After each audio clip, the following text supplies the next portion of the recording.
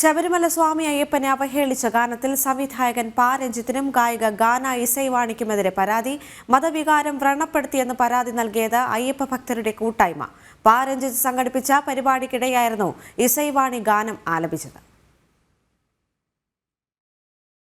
ശബരിമല യുവതീ പ്രവേശനവുമായി ബന്ധപ്പെട്ട് വീണ്ടും വിവാദങ്ങൾക്ക് വഴിവെച്ചിരിക്കുകയാണ് ഗാന ഇസൈവാണി ആലപിച്ച അയാം സോറി അയ്യപ്പ ഞാനുള്ളിൽ വന്നാൽ എന്നപ്പ എന്ന ഗാനം. 2023 സംവിധായകൻ പാ രഞ്ജിത്തിന്റെ നേതൃത്വത്തിലുള്ള നീലം കൾച്ചറൽ സെന്റർ സംഘടിപ്പിച്ച പരിപാടിയിലാണ് വിവാദഗാനം ആലപിച്ചത്. പാട്ട് സമൂഹ മാധ്യമങ്ങളടക്കം വൈറലായതോടെയാണ് പരാതികൾ ഉയർന്നത്. അയ്യപ്പനെ അവഹേളിക്കുന്ന ഗാനം മതവികാരം വ്രണപ്പെടുത്തുന്നുവെന്ന് ചൂണ്ടിക്കാട്ടി അയ്യപ്പ ഭക്തരുടെ കൂട്ടായ്മ മേട്ടുപ്പാളയം പോലീസിൽ പരാതി നൽകി. കഴിഞ്ഞ വർഷം നടന്ന പരിപാടിയിൽ അവതരിപ്പിച്ച ഗാനം ഇപ്പോൾ വീണ്ടും പ്രചരിപ്പിച്ചത് മനഃപൂർവ്വമാണെന്നും വിമർശനമുയരുന്നുണ്ട്. മണ്ഡലകാലത്ത് വിവാദങ്ങൾ സൃഷ്ടിച്ച് മാധ്യമശ്രദ്ധ നേടാനാണ് ഇരുവരും ശ്രമിക്കുന്നതെന്നാണ് ആരോപണം. തമിഴ് ബിഗ് ബോസ് സീസൺ 5 മത്സരാർത്ഥിയായിരുന്നു ഇസൈവാണി. കബാലി, കാല തുടങ്ങിയ ചിത്രങ്ങളുടെ സംവിധായകനാണ് രഞ്ജിത്ത്. ജനം, തിരുവനന്തപുരം.